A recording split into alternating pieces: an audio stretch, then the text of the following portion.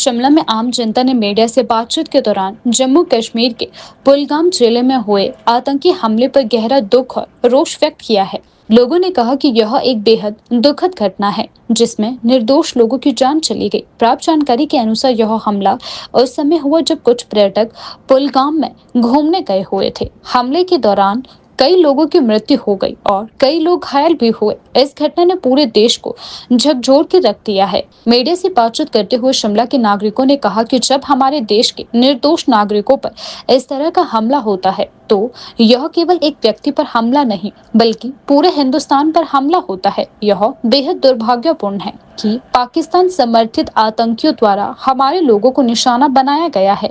लोगों ने सरकार से आतंकवाद के खिलाफ सख्त कदम उठाने की मांग की है और शहीदों के परिवारों के प्रति संवेदनाएं भी प्रकट की है।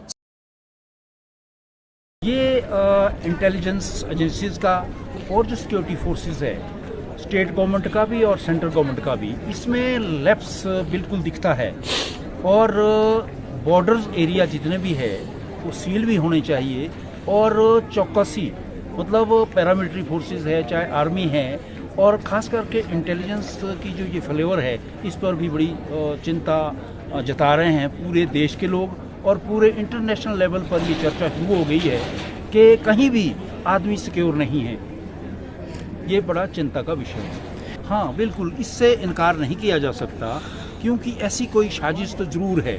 अदरवाइज़ अगर अंदर की इनपुट नहीं होती तो ऐसा बाराजात को अंजाम देना बड़ा मुश्किल होता है। तो कहीं ना कहीं ये लोग तो वहाँ संलिप्त इसमें ज़रूर होंगे, पर उसके बावजूद भी जो सिक्योरिटी एजेंसीज है उनके ऊपर जो मतलब उनकी जो नेग्लिजेंसी रही है वो बहुत ठीक बात नहीं है। मैं शिमला से हूँ, तो जैसा वर्मा जी ने बिल्कुल सही कहा है कि हमारी सिक्योरिटी तो स्ट्रांग है लेकिन लैप्सेस तो है ही है, कहीं ना कहीं तो कमी रही है। कोई ना कोई तो हमारे देश के अंदर, मतलब कहते हैं हमारे देश के अंदर एक पाकिस्तान वॉर रह रहा है, तो ये तो बिल्कुल है और इसमें लैप्सेस डेफिनेट हुए हैं। तो हम तो चाहेंगे जैसे अमेरिका के अंदर ट्विन टावर्स के ऊपर एक अटैक हुआ था तो अमेरिका के राष्ट्रपति बुश ने पूरा मतलब कि उसको एक पर्सनल एजेंडा लेकर के पूरे मतलब उसको जड़ से उखाड़ने का प्रयास किया और जो इराक के ऊपर अटैक किया।